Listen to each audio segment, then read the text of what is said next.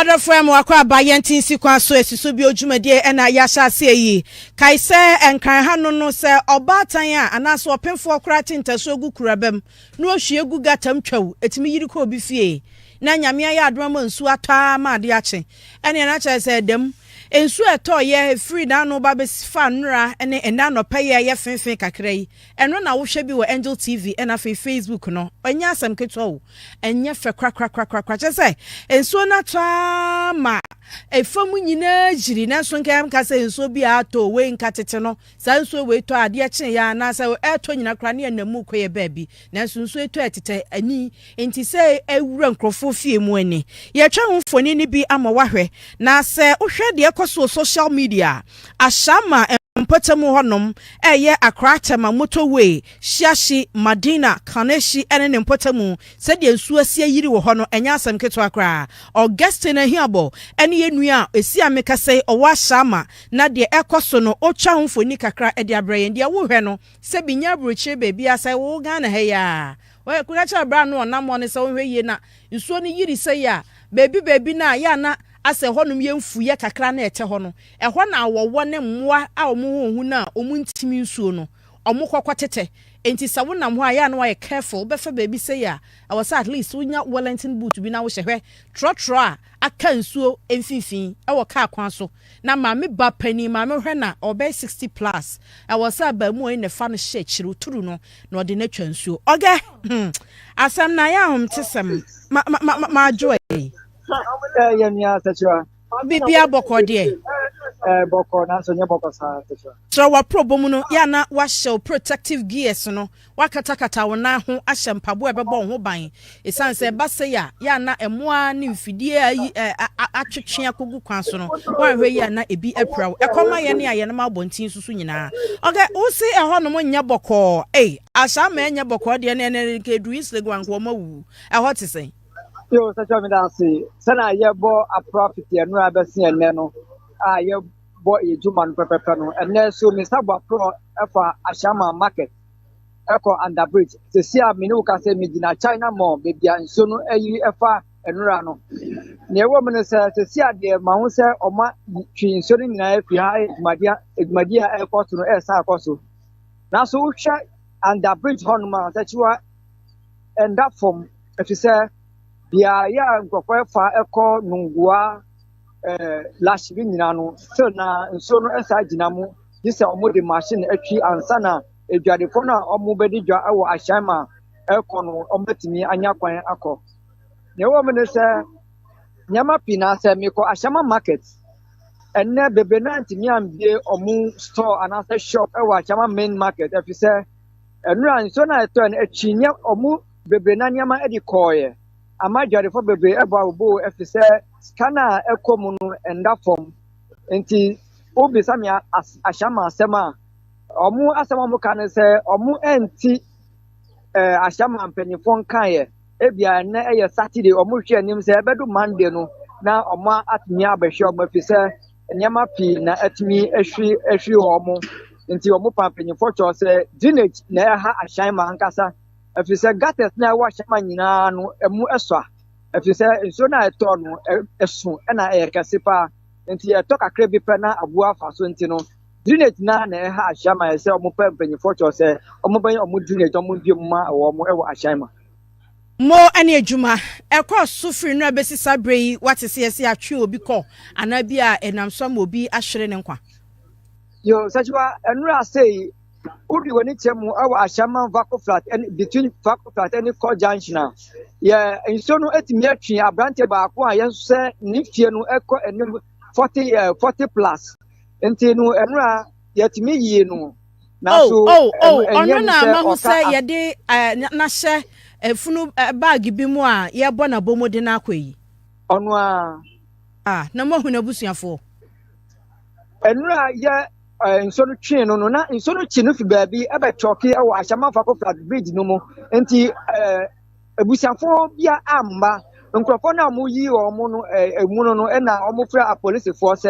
omo be find a police for be find ntisi ano omo bodero se obi ani nipa bia ya omo describe no embra be hwe no ntisi ade police for edina ko police hospital a omo ye hwemu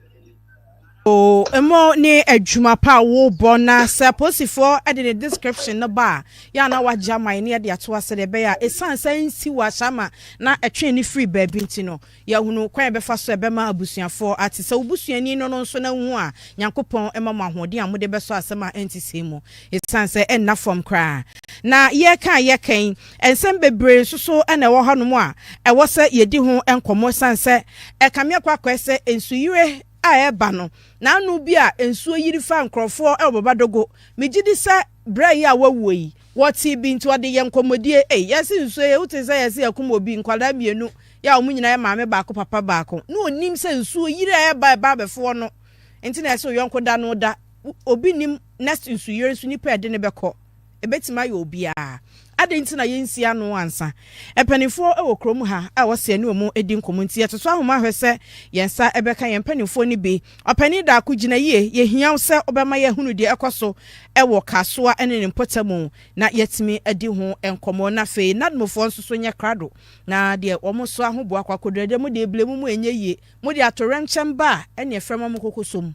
na dia woso Ohemaa Sakyiwaa ba ne nhwe ya mo de dia na mo wo yebo enti Appiah ne obekọ wanim na afei se nyame ya adom ne nya opani da ko ebese abeyechi Sakyiwaa wade aye hunu sisi e ho mo ensu abefa amanfo kwan ayira sisi ka so a me firi senya breku ba haya yo it take me 4 solid hours e ma me sensi fa moto ana timbe do adwuma mu Appiah me be ye program epon 12 ti me yesa me koka so a o dan ho aba na nka masan aba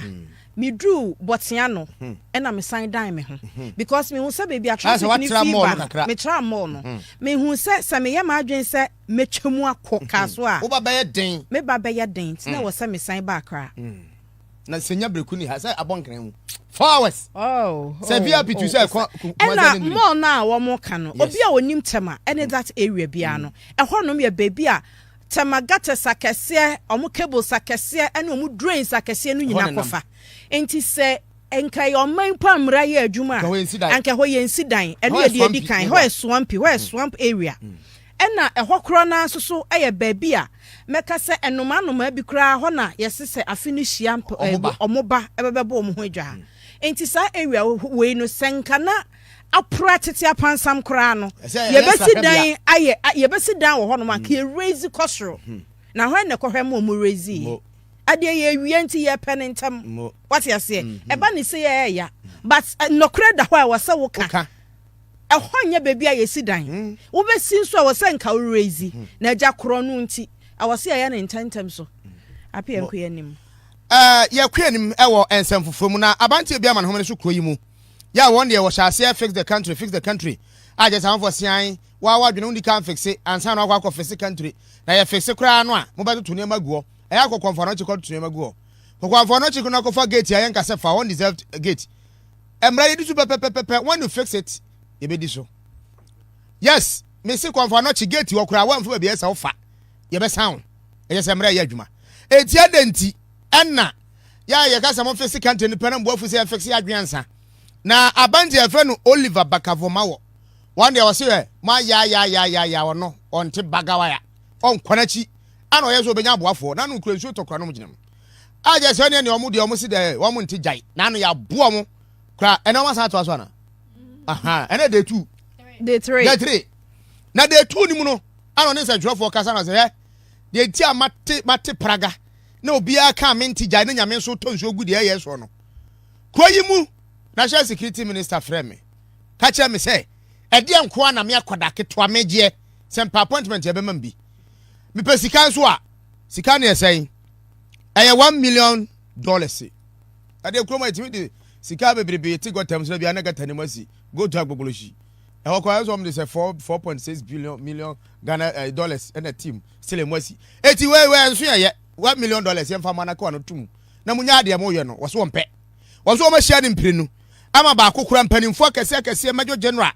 Ghana Forces no team no achi Minister of Finance no team afa wo mo lawyers so akwa representative fix the country wo so no team ajese akesefo pa Ministers of Cabinet no bebre titim akoda we wo ya dua hobo General ko no tum oton wo se wapo $1 million wanye eti waka asem mi no say hey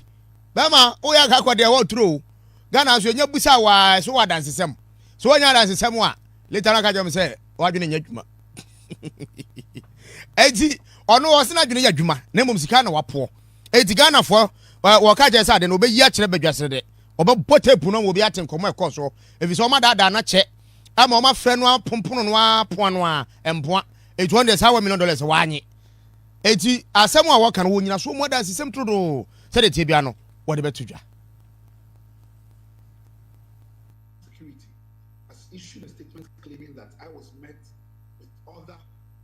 country conveners and other stakeholders. I want to put it on record that meeting I am talking about happened exclusively between myself and the Minister for National Security, that the offer was made to me. I will release an audio into the public domain, which would confirm that the minister invited me for a secret safe house location, that we should have an individual meeting between him and myself, at which meeting he made that offer to myself. No other Face the Country convener was involved in. Another secret meeting was held with myself and 2 lawyers representing Face the Country, including the Minister of Finance, which was held. We have a recording of the entirety of that that meeting as well. But what I'm saying and want to be clear on, that a secret meeting was held between myself and the Minister for National Security at a safe house, and that he did request that I meet him, and I have a recording to confirm this. And it's at that meeting that he made the offer for $1 million to stop the activism. This was before, and I want to declare, this was before even the very first Face the Country demonstration, not for Occupy Junobi House. I think there's a bit of confusion in the public as well. I think the very beginning, the National Security Minister, had told me personally that they were worried about terrorism, and they are worried that my activism would mobilize young people. That would jeopardize national security. And so that in order for me to walk away was offering, and he said that on behalf of government was prepared to offer me $1 million, and if it's an appointment that is they can arrange something in that effect. Eti abantia baka voma wo anu ase asema hye pa o mga je say wakora odi na woje saka se ka chewa ya wo edi na woje e wo wiase ya wakasa kasa ti utimi kasa fa de foforo e membrofo ma bie tomato factories ona Ghana Face the Country kaso akwa yokwan ayi ba bie hori embo frozen ba bie mo no sina ayi ashama ho ya washama Face the Country wa je $1 million aso nyo Osiwa afekwa na audio no baba nte Sakyiwaa. Asemo yo Appiah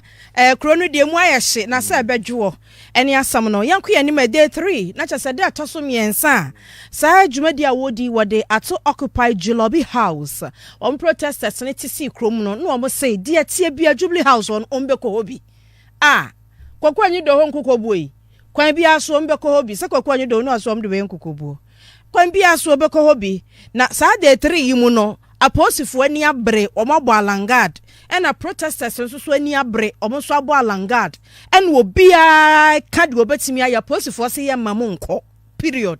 ena omso so ye beko period entinata se wo muhia ye no na ani akwakoye den de adikan si de one susu ntine na se obia ya wild empese obi betwa fa ne so na aposifo kokobobo mo barricade omkokoto pampim eswo makwan ematima ni bia ntwam pacho no na wo hwe e wo Facebook no na fe Angel FM so 102.9 e wo Facebook nso so ho wo hwe se post ni ti from afi de wa bre wakasa bre entina e wo se oba on se omo hye omo ntade no a na omo fo omo fade na omo fro civilian na is an insult kakraka pa as you are ignorant na enne no what they say to me na ya na ebo omum ni nyina to nkyɛn tena afam ba se bi nipa te biem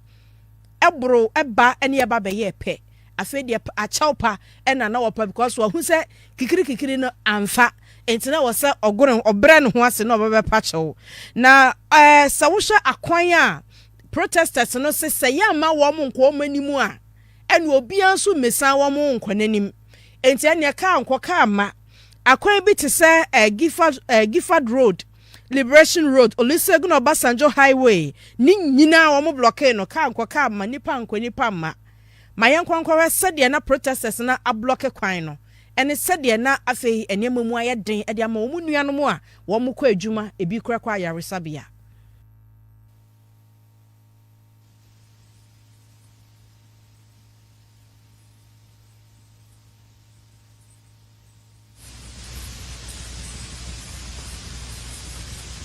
enti sede na protesters no agye kwan no aboso na wo mu nam kwan no ho na afei mahusa nipa no bi edi adwasafo momfa nkwa ahyase ho na ahyase on bi mu di adwasafo ho wohwe a traffic na so green eso ka nkọ ka ma enyasa na ka no na empese ebeko yesi kwan no human traffic wo mo hyeda asi kwan no say wo ma ka ni bi nkọ ka ni bi ma agese mo kwan e mo kọ Jubilee House nti aha 37 military hospital enim aposifo de wo chonchon no ato barricade we kura we diem eno mo de aye human wall e wo honom a wo so mo obi antwam e na krachi ya ono so opese ye chene gidin o so hye ne kokko na tade kokko ne mpabo akokko ai ena wono no wode edi animu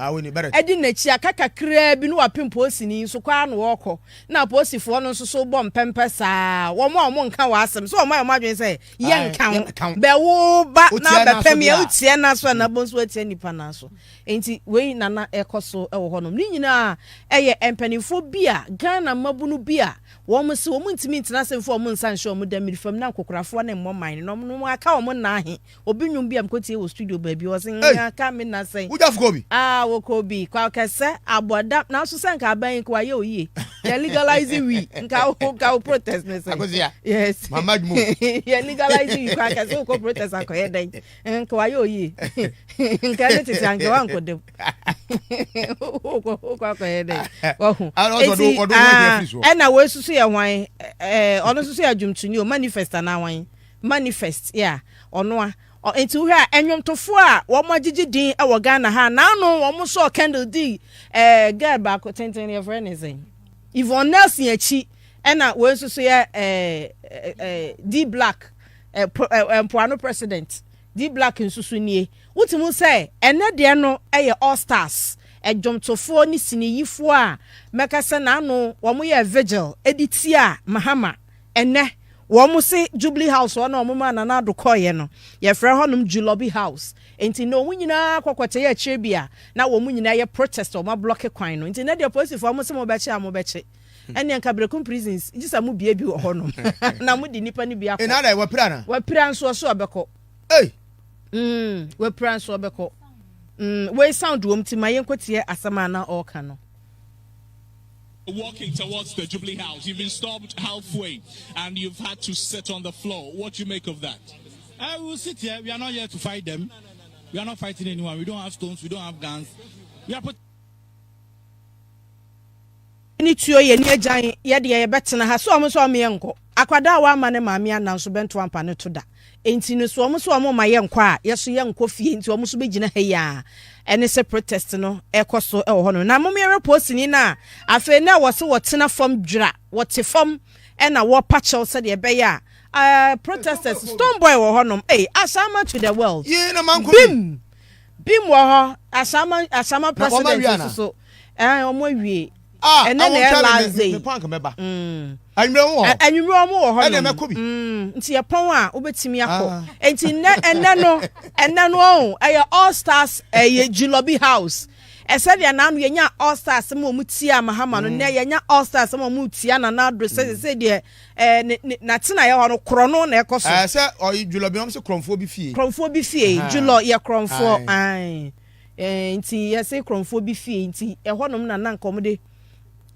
afi omu di agro so so mi anko yes so ya te ka kwanim omu te ka kwanim no you will never be sad no the here so wo data wo data nkwa they can never be sad omu si wo musu so asikwan no kwa no omu timu a omu ni oware wo ho omu amfa dam ya nkwa omu ni ludu wo ho enti de ombeti na o se nko obi kura nya chalk na omu twetwero fom no omu sinsan na omu to ayi ba ku bi no kai kwesela franka no ana kwesela franka o se am sei na the times you atum sei no okay ba ku bi nso o ya na ni ti no in around na wato ade ato akire wa ko mu akofa na o se nko mbo bi wo ho enti enie me pa so mamwe posi ni na na o te fom a ahona na opacho na fe de no mo agina ho abre mo nso mo besu bi enie otwen be obofo nso be we nso okura no afei na wo se opacho production pacho sound wo ho ana aha mo me yentie papa no chopa no de ma protesters no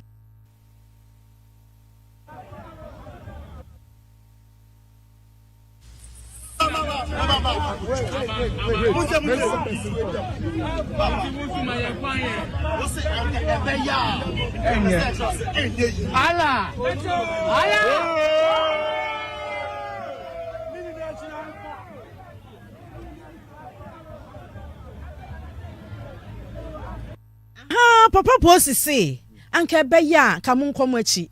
ena bra no say usi anka beya anka enye hard and toraje body so eno say usi anka beya enye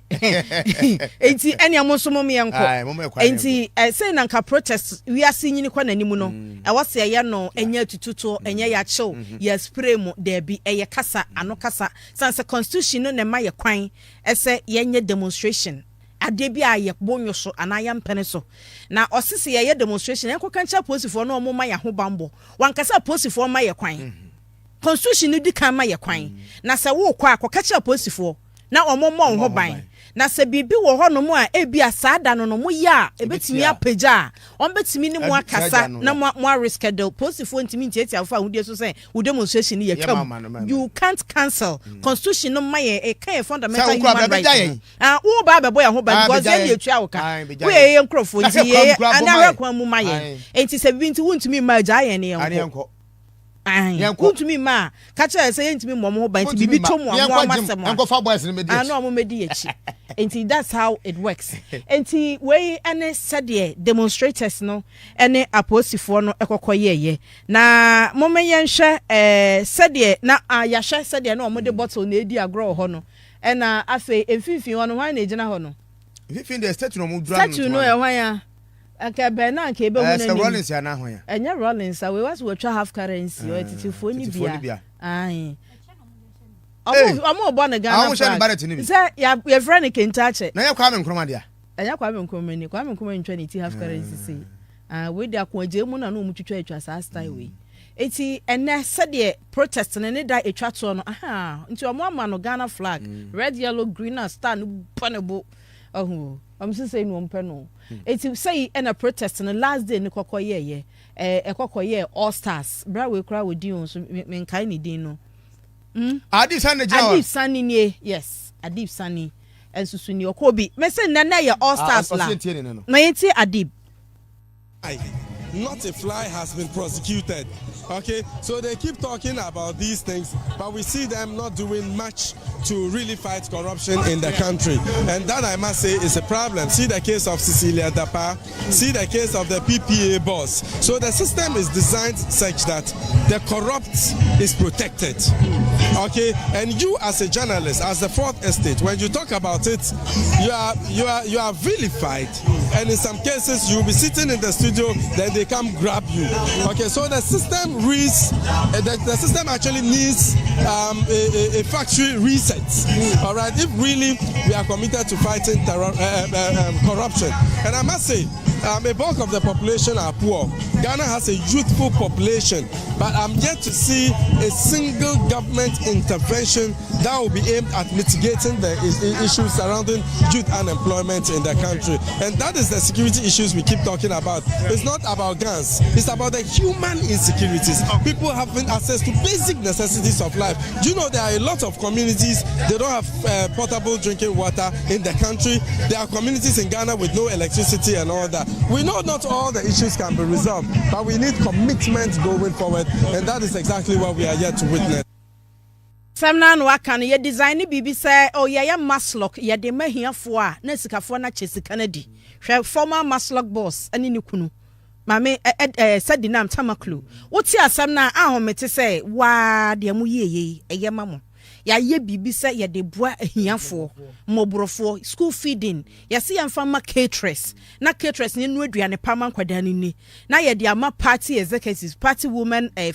wing na onu wanu ni atua neka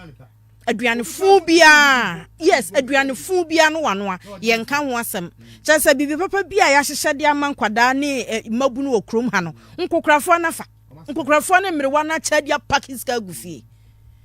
Appiah masom na yedi achi abekasa saa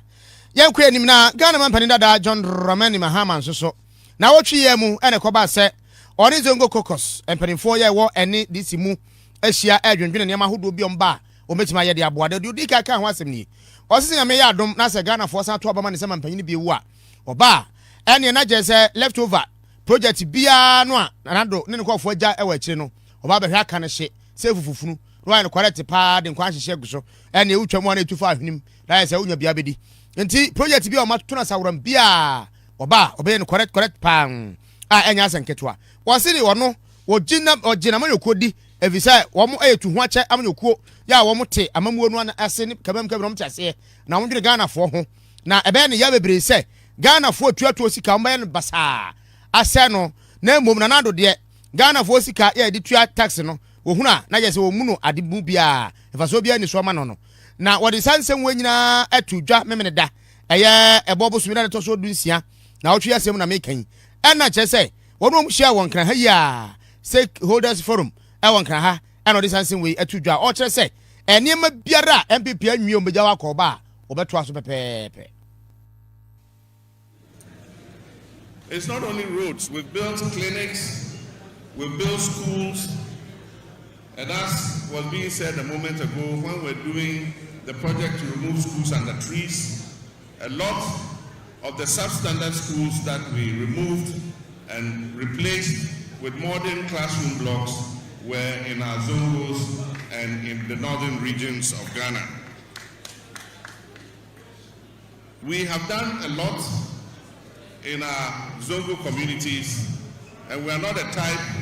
who come and have to take a paper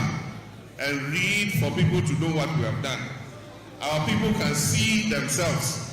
the work that NDC does in our zongo communities anytime NDC is in office. I don't need to go over that again. There are several projects we're doing that have been abandoned. When we were sharing the e-blocks, several of them. Eti wei aye omampani dada John Romani Mahama ana de sansen wei atudwa na akirei ana o sha asese ne eja Mahmudu Baumia na na okoka akontomra ene bodi forest ni mu no papa watimi aba beduru mponi emi ntimi hu wo sna twetwe san 16 September yi se obi a o kramoni anim se kramoni fun eni 4 hours ofie wakwa commission mo kire de am na magire ho no wo mu kum na ntwe kire wi abremu onom de begumu ana ase de yi aja so Owura Mahama wa sre ni se My brothers and sisters, there are several other things that we stated in this manifesto, and I just want to point out some of the hypocrisy of our brothers. In our manifesto, I mentioned that we were going to provide special places because of the principles of Islam, that when a person has died, he must be bathed in a certain way and he must be buried as quickly as possible. We said we're going to provide special places so that Muslims can perform the rituals that are necessary and hurriedly go and do the burial. They started laughing at us and said, all we can provide the Zongo communities is mortuaries, Zongo mortuaries. Recently, I saw the Vice President attending a function to commission a mortuary for Muslims. The same people who were laughing, today they are seeking credit for opening a mortuary that will handle Muslim bodies. It shows the kind of hypocrisy that our brothers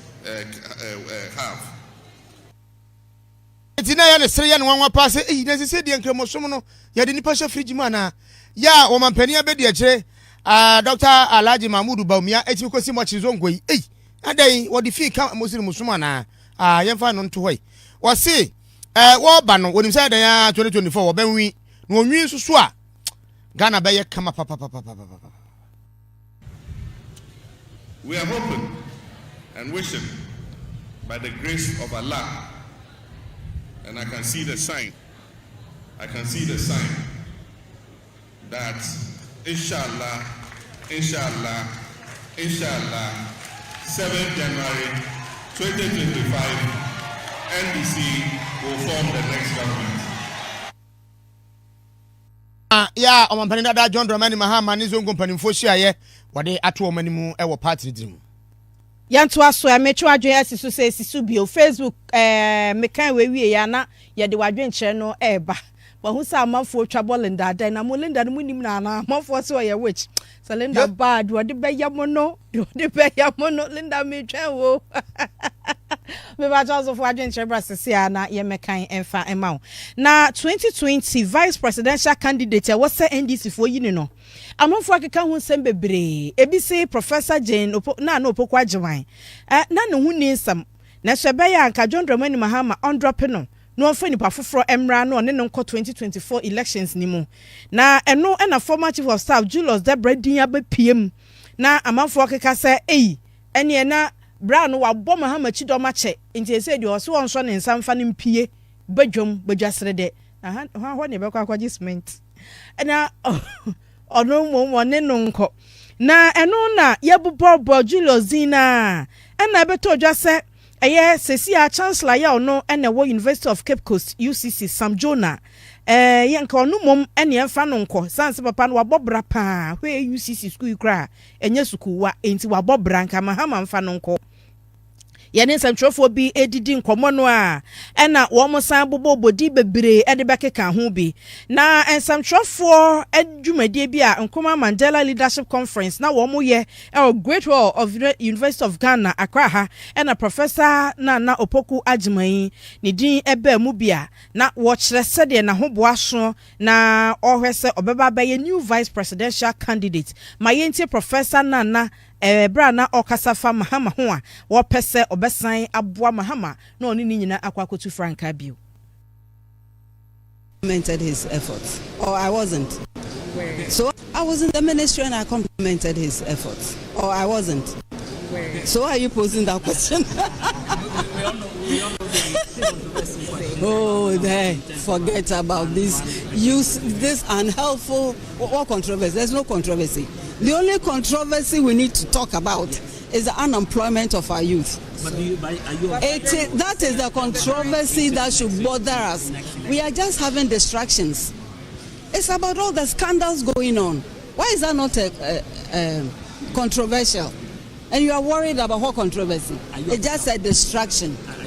We'll see when I get there. What? Enti wei Professor Jane Nana Opoku Agyeman say waboa ne ho a wokɔ asupɔnwe ya wonim so obetimi akɔbie obesan ne Mahama akɔ na obu nkompɔ hwɛ NDC amamuo mu sɛdeɛ enwoma bi a wɔyɛ ya na nka ede moa ebra Ghanafoɔ na amanfoɔ yɛ vigility a wɔn afa yɛ pam wɔn afa deɛ nneɛma nyinaa agye agoyi ma yɛntie free Jane nanka sansem. It's not about that kind of comparison. What I respect about him is that he has a good heart. He cares. Otherwise, you see, for how long was he here? How many schools did he build? You answer me. How many hospitals? We have had the polytechnics forever. Do you know what it took to turn it into a technical university? Building 2 universities. I'm talking only of my sector. Building 2 harbors. Building a new airport. Why don't you have the same now? We are former Education Minister Professor Jane Nana Opoku Agyeman no ankasa so na otu franka aboa John Dramani Mahama a omkokodi enkugu no say obesan akobio sanse ohwe John Dramani Mahama o wodo manipa wotima manipa enti obeta na chibio enti somu pensioners bio was oboa no omkodi enkugu no odi na chi no omkodi enkugu so oboa no but bebe omkopie ka oboa no omudi enkugu ma sanken be wodo omkodi enkugu another adwana pensioners card.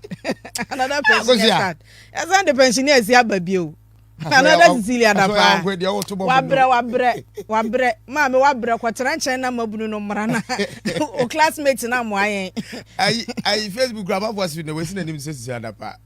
Another is the other. Engineers na de bia mo mpasa mo ba home na mabunu na ba.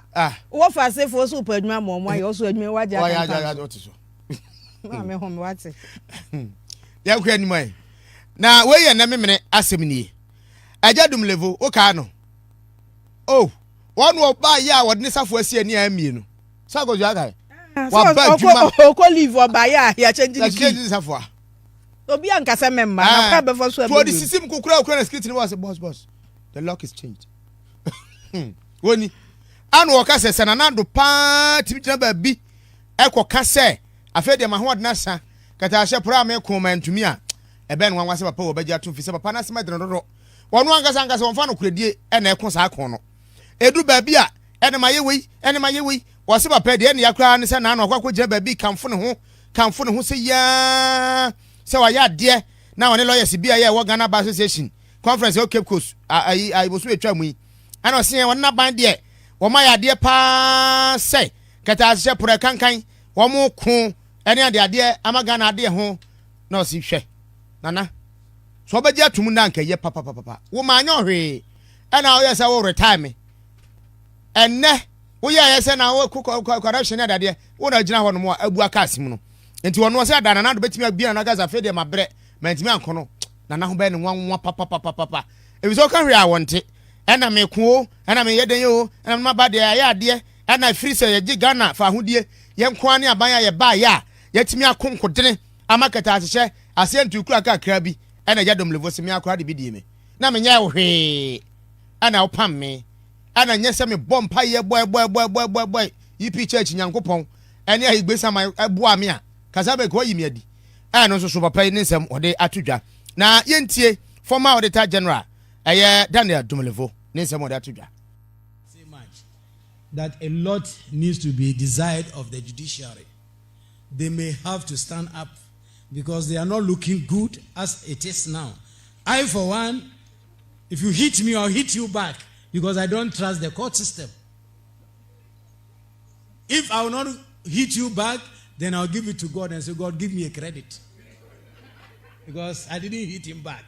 Because I can't believe in going to court to get justice. I don't believe it. And sadly, the higher you go the ladder, the worse it becomes. I thought going up the ladder should rather give us better justice. The up you go, you know what it is. So I think we have to ensure that we get the judiciary to wake up because they have a very important role to play.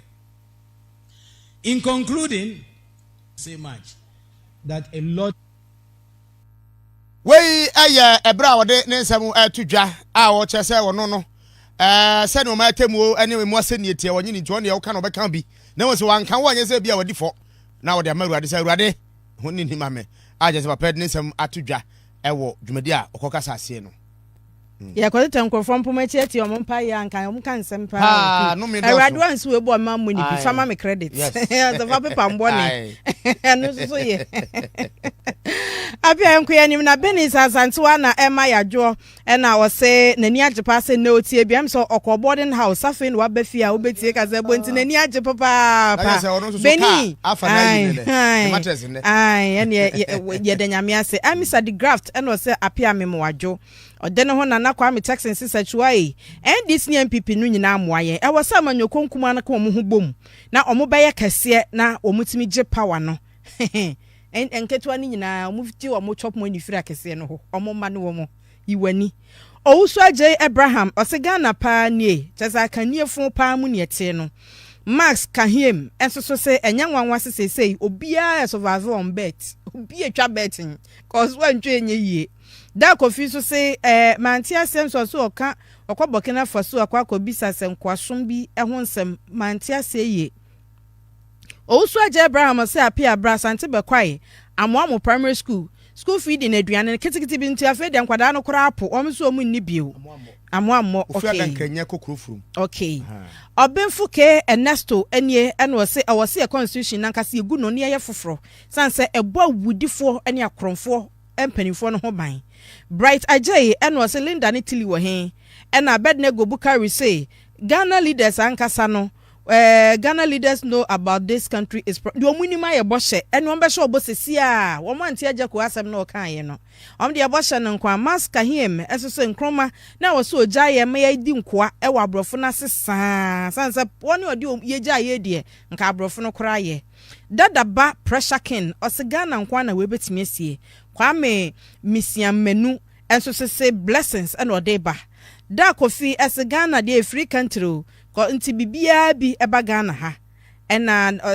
ma hu se da kofi asan aba de toso mienu ne de ma me kwaka wunu ade kwasi dabuo ena oseme soso me hwamo na mo nkoso a Angel FM papa e friend kwasi dabuo owo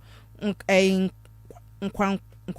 nkrankwanta na a me hu bibisa dabuo no asa nkrankwanta bunudin na se de nkwankwanta na me hu a ebe nkrankwanta na Abednego Bukari so Ghana ha odene ho nana Kwame Texans Sakyiwaa this one we so waka se ba becho o minua be ma no ye ka di agro na prophetic Morrison o say me mamwadwo me so me wo ablekuma olebu na me hwemo ablekuma olebu ya na wabo afa jaisun heba clinic na wachia doctor na wo ho na mame oni ho antenes wo ho anase Mr. Mafo wo honom ya na wachia me omo amame olebu ablikuma na ose krom kwaku nsuso se entronkwa na omu twa no ehemfo na ne wanyu omo saa no ohu enti usukoso ana fabra fake trends se onu ne di kan wo ha enti enche na de charity kwatema ma yajo Karim Osman ensuso wo Stockholm Sweden na ohebie na Adam Alaj Jibril ose yetafre ni JB o mamobi na ono so edi free 1992 besi enenu demonstration enya results bia oboa enya bi metimi abobo bi a chew koja sempa furniture we sabe na advert no kokwa a wantu ya hwe onso betimi de wadwe nkyere na ba Facebook onom ye ba bekan Appiah ya na waye YouTube no ready na wakan comment na e free YouTube uba no so e de aka ho bi president na na Adodankwa Akufo-Addo menu mienu ye mampani a one hwe Ghana so ena meka say wo abrochire na okoye no 78th session of the United Nations General Assembly na cha say United Nations pan wo mu hia mu no de toso adu so nwotwe ena wakwa ase bi Ghana ye course 66 years nie ti omo sha ase anse ne yakoka ho ya nsoso ne abibiman a edi kan ka ho ena o senti da bia ba hia ha ne abehwe mani achi saa ye wakuo bi wo we ha ye sansesam na so nipa ne bi wo so dada 66 years da bia ye de na mo asesan ne mo yi afri so ho a mo de ba bia mo te so abrobo mutim be bia mutim ye sisisam enkyere ka bi ma menka bi afi de to so eskama koma ho a me si ne pi a kyere mo ne sai enti ya nanan ma mbe fa o mo nkwa mo kwa ye adwuma den de bo a mo ma mo bo anyini ye no mo pa kyerɛ yɛn sɛ mo ma yɛ hwe sansa nipa ni bukura mo de om kwa mo anwoda obi wo hɔ yɛ bɛma wanyi oba kra ne na nada kɔse de ne kɔhyɛ ahwedifuom obi so no construct bridge construction site oba bɛn obi bɛ sɛ ɔse ho aba ɔho enti wanyi oba kra ne na nada ɛna adwumadin kun no obi nsusu kra hɔ no mo a ɔne obroni ba anyem ya na oba na yɛfa no dwane yɛ akɔwo bɛma pasi bi ama no ya ma na enwa kwada nanim da wo mo wu ama bi mu kra hyia yira enti mo pa kyerɛ sɛ mo ma yɛ hwe ana mo mfa ntua mogya ne ka wo na mom ɛyɛ de yɛ hu a ne yɛ gu ahome kokko a kyerɛ sɛ de mo yɛ mo hu no mo mfom so enti yɛ twɛn patasika na mo ntimi mfa yɛ nananom ahoɔden ɛnni ne hwi saa yɛntie yɛ mampani na Adodankwa Akufo-Addo esiri pipipipipi ɛde kyerɛ abrɔfo no wo mo ankasa kasam. For centuries, the world has been unwilling and unable to confront the realities of the consequences of the slave trade. But gradually, this is changing, and it is time to bring the subject of reparations firmly to the fore. Granted, the current generations are not the ones that engaged in the slave trade, but that grand inhuman enterprise was state-sponsored and deliberate, and its benefits are clearly interwoven with the present-day economic architecture of the nations that designed and executed it. Reparations must be paid for the slave trade. No amount of money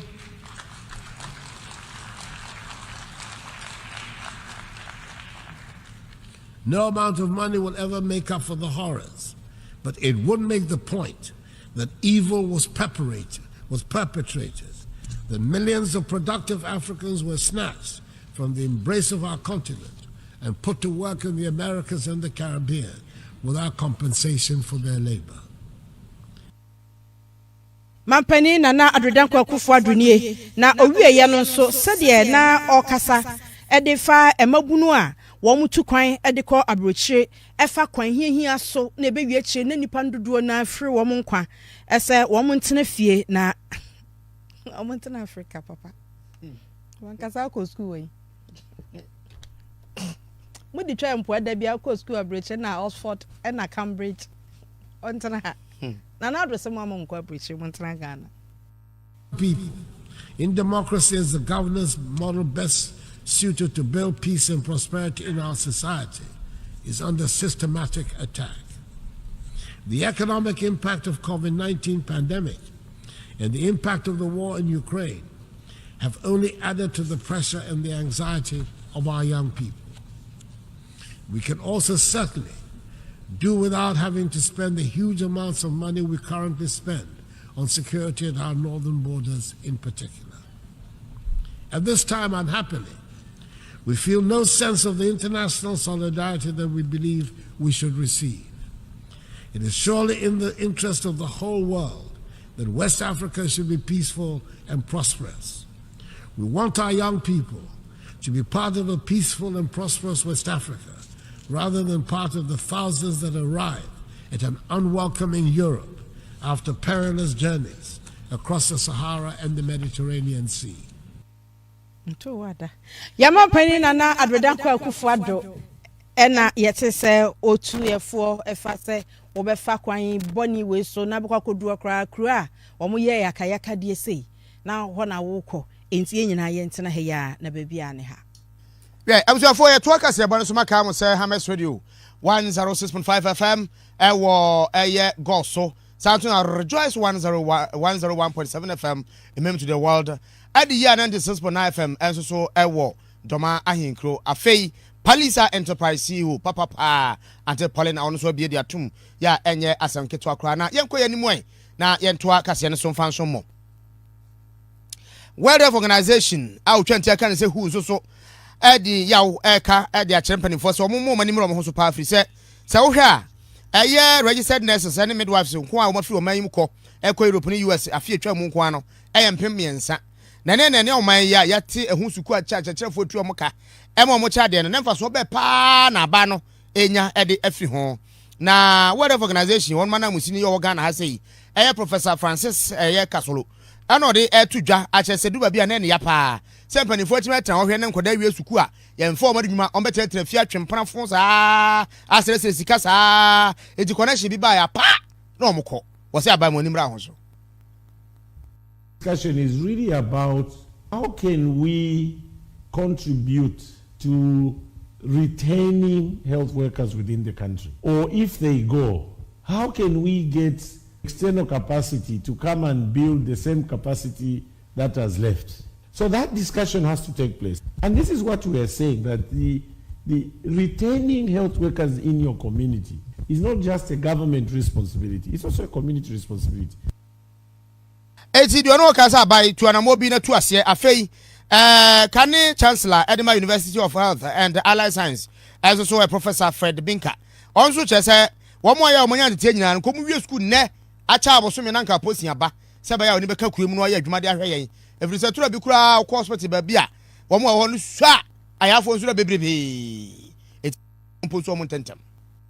We can fill the Accra Sports Stadium tomorrow just by one announcement. Okay? All we need to do is that there are certain requirements that we're not making people to get into the training schools. One, government's official cutoff point is 25, but nobody has ever entered training school at 25. By 20, you can't find a place. Two, we don't have too many lecturers. So I have been proposing long ago that go to the US, go to United Kingdom, go to Canada, sit down and say, hey, each of these countries, we need 50 of your best lecturers. You will pay for them. They will come here. They will help us to train our people who want to be trained. Some will go, some will stay. Eja Fred Binka and now this has say we edia tudwa ewo anasi fo nyina anamu no. Fred Binka had obe free drop area ho na o mekai former GPRT chairman Penia Binka ai na o drop ebe se o fi be hofu ni bia minko hofu ni bia yanko yanimo e kai say grace gifts oba grace say yare nyakopon na dia yare sadom no ma no na nyakopon ayare sadom ode ma no ono so ode makwa dia ubetua eye ayasabia no sabia ye dan oyusu anyinam kanea aduro no de bema won soso asabia aduro iwa ese ankote aduro mre ne ahaban so ebetu ka ebeto fuel sante sa anka na yare sado no mpo de ye kwa enti sika kakra bi na oje okọ na yare sabia ho wo lab ewo ho ade ba ko amafo de bo na ba so pa ye se obi owo stroke na ye de ne beko ho prepare no asori anante afei de ne bema yare abamu amana fon o me na duro kum yare amuawa no na fei bema na se ahompon bio enti so yo ba so na pese ase honom wakosu yakuma no ani pot no eye ani ankasa enya ani aseye a ene na wakoho no vagina steaming amaw na amahwa ye de kama Kumasi Ohim School Junction Barakasa Kwana Sonkran ha Wachimota Petroleum Bungalow Family Life International School opposite one more waye adwuma dwada kwesi kwasi ada no pa no nwoche kwesi anwumire no nume chese krenkren to krankran no enti misrewa frɛ number ina book appointment ne ko hu no wutimi san ya walking and run so wo hwa no apie frɛ 0543 320 030 0543 320 030 misrewa menua bi frɛ me sana okɔho no okɔjo hunu baby e kire no fie fefefe bi ne so ma me signboard wo ho but ohu fie fefe bi nam se ai sa prema fo fie na wo hu no e ye ho awura ho o se nam se yes ma me no dwe ho pa wo twen wo environment ne correct mi sa wo yare grace gift adonko soft drinks e de papa ene me se me count e fedu baby na afa mani so me se mon hyehyɛ e wo shop na ni me wo nwunum na mi hu amabomudin se de aginsem just am fa pen and paper ye damo asidike e wo ukọ sakama kwan no so free traffic light na si wura mu a won se ebenkum ho bon se dike ahyehye bebre adonko ye soft drinks ni bebre e wo honom e na ono na me highlight no enti bo modern se wo sakama dansoman e wo ba bia na obetu adonko soft drinks ni bia ton a kodike honom e wo kwan no a baby ama no ton ene memu ano ton ne ma traffic light na se no obehunu so free dansoman so na e ba betie si kaso akwan ni mu a eno no be wo onsanifa bon se ya hyehye drinks ni bebre kakakra bia mo tie si main road ni mu no e honom na dike e wo me se hyehye ma na nya fe me du honom na me hu a na ma shout out na ye fefefe mo a mo pedodo atuo na mo so mo hyehye no mo mfrɛ 0244832286 0244832286 and 0507878668 na eni ye penifo no eni nkomo Appiah nko yanim Mame fa nkwa rara na yedru rara omanfo ye wo honom eye rara wo biakoye district wo otimantam no mo ena ne wo mu buru nua he sasantema mu anka motom na anka agumo mena dada dambekwa na nanmu akwa yi mu ano mo bodu ya munim dua bosunsunsanso yo wo mo buru nua bura na nanka ese na nanom frɛ wo mo no mo nsama wo mo ase na nanom na ebo mu dua na wo anu anya asam ye de fra asem ni di ena ma asam na kana kwa bibie wo no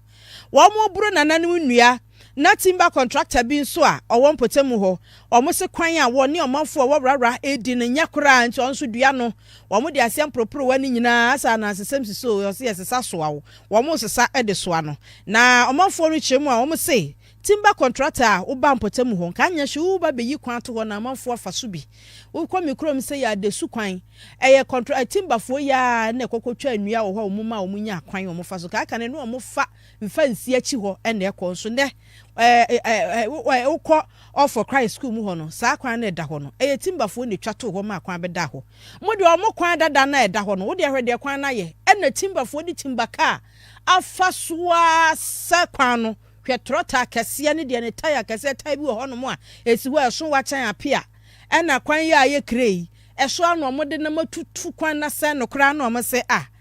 na okokotwa adua ne wo anya ntwa Appiah to ka wansam ho wo ba betwa nnua na kwa ma yempuntunwuma na wa ma yempuntunwuma kakra na ewo yemum kwan no so ayi kwadufo be hu kwan so wo ba besen no ɛne sɛ ɔmanfoɔ no tɔrɔ to yɛ ɔmo so ɔmo akasa mɔmɔ no mu ntasu asante afei de ɔmo saman saa contractor no ɛne ɔhene na ɔde contractor ne ba kurom hɔ no ama nananom samanfoɔ ne abosom enti video no ɛna wohwɛ no yɛnti ɔmanfoɔ no ani bere a na wɔde buru nnua no dabi yɛwia yɛ nyina betwa combine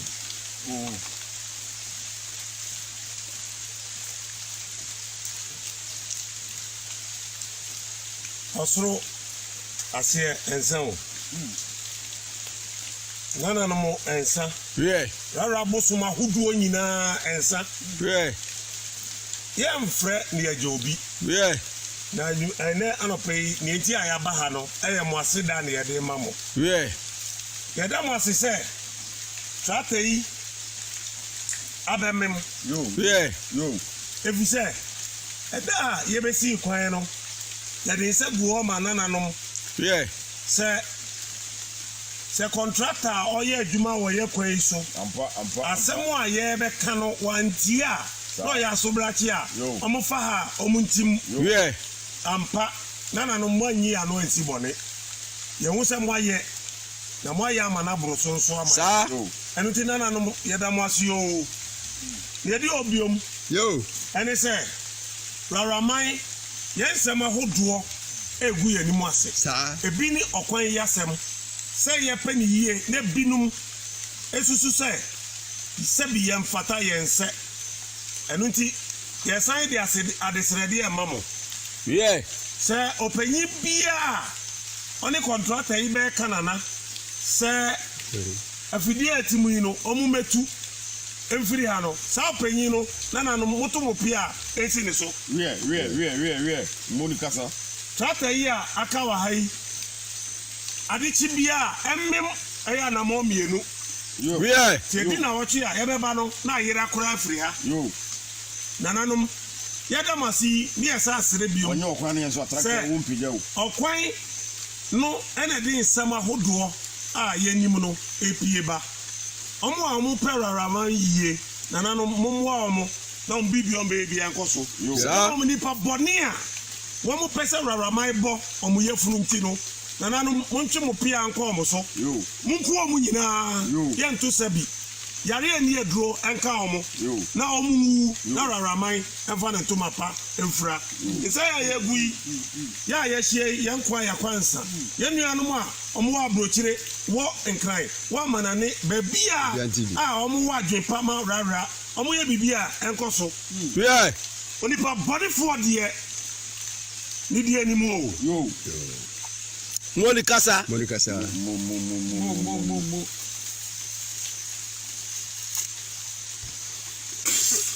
Piao.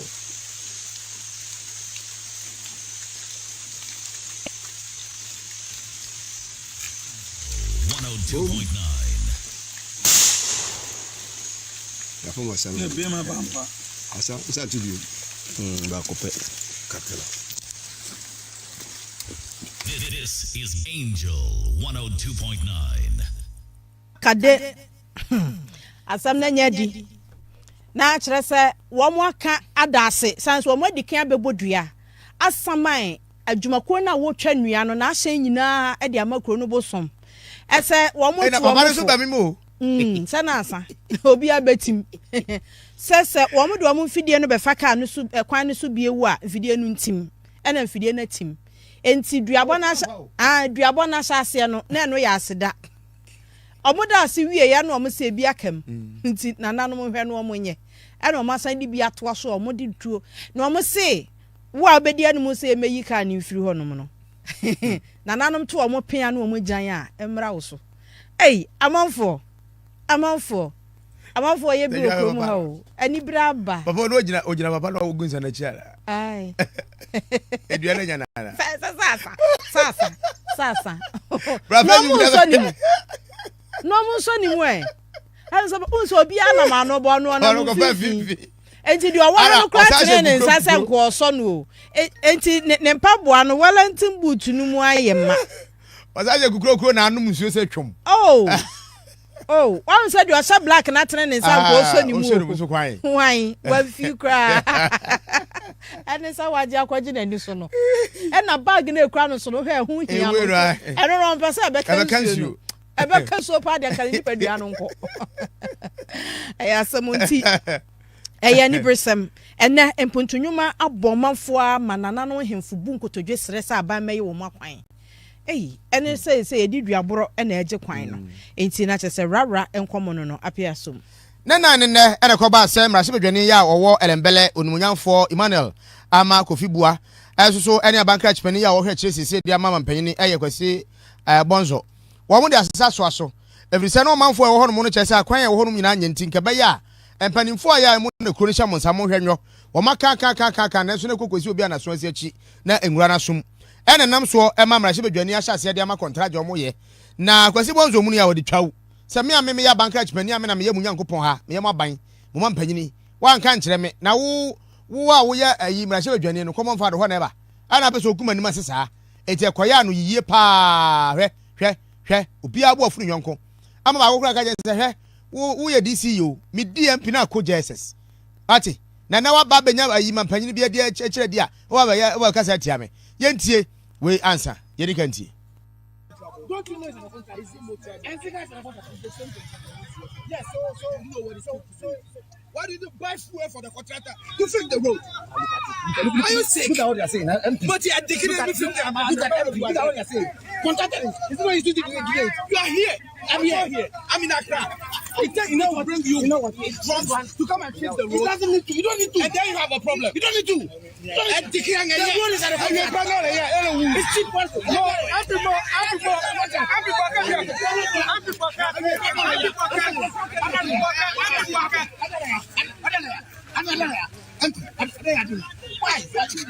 So why? Why didn't you fix it? I'm so angry. This is a big deal. How can you do that? Let's solve this issue. This is a big deal. We ya pe no bia conference entrefo e bia ne fa to nanim say media me ni yew na me pe say na yentie say de obia no yi esibae ye just say free bonzo ho ana bonzo yenko nsam na MPD atwa bonje say ono na o ye leadership no kura bia enim no kura ba komponim no kura ne say Memphis na adwuma no wie nti kopem na obewie no kwane say a na sade say wo so sisi MPC wa manisika contractor say o manisika bia so fanto fuel no a contractor no nim say abai na management abai tweneka nti ono kwa say on tiase there's no way oba jisika o MPO say o de ye adwuma abai dia man say onye since o yes no afom ne njia no abai den aye nti no kura bia enim nti sa no bi dia babontin say na MP no e ka say ono na o ye kwan na me ma stop no kura bia enim nya me ko kwan no so e ko ye ni say me ko onom e ko hwe say